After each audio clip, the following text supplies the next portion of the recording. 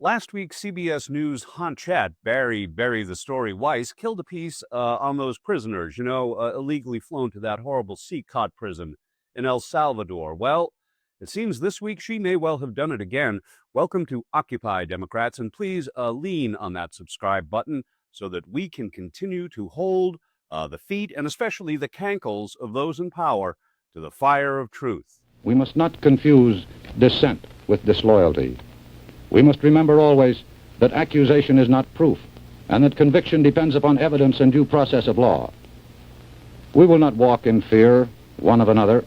We will not be driven by fear into an age of unreason if we dig deep in our history and our doctrine, and remember that we are not descended from fearful men, not from men who feared to write, to speak, to associate, and to defend causes that were for the moment unpopular. My, how times have changed.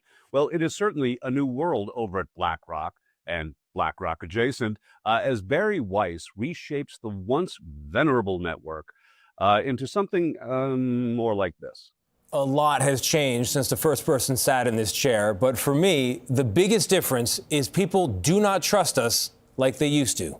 The point is, on too many stories, the press has missed the story, because we've taken into account the perspective of advocates and not the average American. Or we put too much weight in the analysis of academics or elites and not enough on you. So here's my promise to you, today and every time you see me in this chair. You come first. I'm Tony DeCopel, the anchor of the CBS Evening News. Hold me to it. Ooh, I'm going to need a spoonful of sugar to swallow that. Last week, Barry Weiss, she made history by killing a fully vetted story, and in doing so, tarnished the image of a once sterling network. Now, in today's breaking story from the Daily Boulder, she may well have done it again. Stick around to see how she could well have managed to top this. This is Democracy Now!, democracynow.org, The War and Peace Report. I'm Amy Goodman. The new head of CBS News, Barry Weiss, is facing growing criticism after she abruptly canceled a segment on 60 Minutes about Venezuelan immigrants who were tortured in El Salvador's Secat mega prison after being sent there by the Trump administration.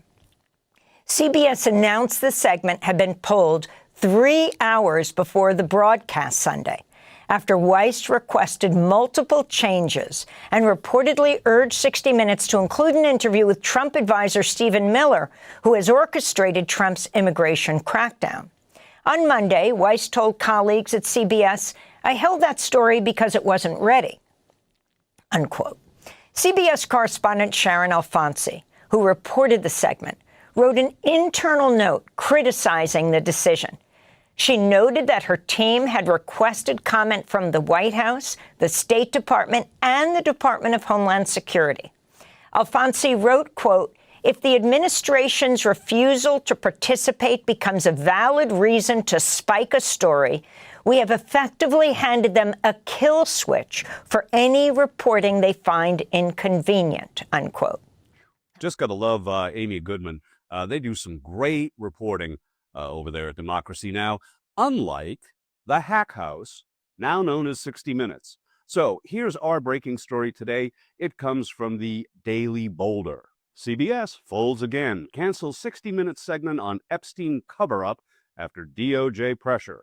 CBS had a chance to show backbone on Jeffrey Epstein. Instead, it offered opacity and a reminder that accountability still has a VIP section. The network uncovered a massive cover-up, then it flinched. A planned 60 Minutes segment on the Epstein files was abruptly pulled after pressure tied to DOJ resistance, and CBS leadership defended the choice as internally driven, not because the public deserved answers. CBS framed the decision to scrub the 60 Minutes segment as caution, but observers framed it as capitulation and forced silence.